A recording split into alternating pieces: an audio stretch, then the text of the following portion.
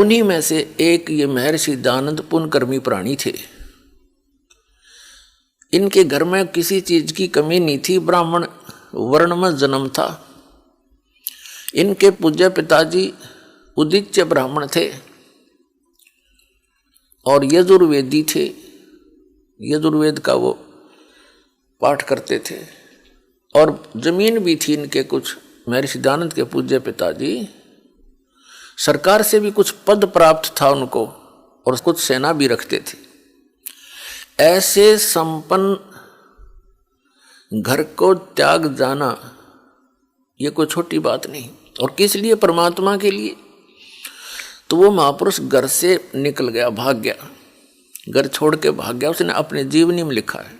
तो निकला था भगवान पाने के लिए। आगे उनको वो तत्वहीन प्राणी संत मिल गए, ऋषि मिल गए, ब्राह्मण मिल गए, गुरु। महर्षि दयानंद जी ने 13 गुरु किए और अन्य से बहुतों से ज्ञान ग्रहण किया, लेकिन उनकी जीवनी में लिखा है वो 13 गुरु उन्होंने धारण किए और उनके चरणों में बैठकर उन्होंने वेद ज्ञान, वैदिक ज्ञान प्राप्त किया। और उन अज्ञानियों से ग्रहण ज्ञान के आधार से स्वयं वक्ता बन गए। ये जिज्ञासु बन के निकले थे और उस तत्व ज्ञान के आधार से वो वक्ता बन गए,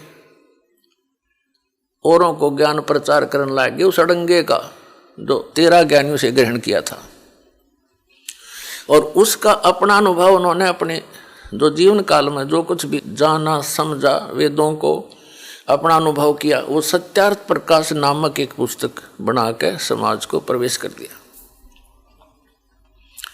महापुरुष चले जाते हैं, उनके बाद उनके ज्ञान का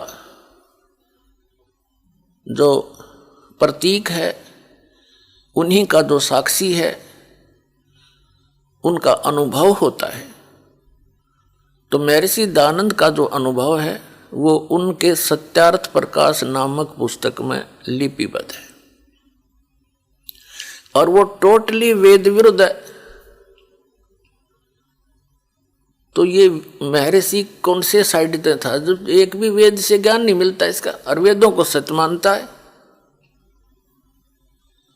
और इनके चेले ने कहे रामपाल ने संस्कृत ना आती,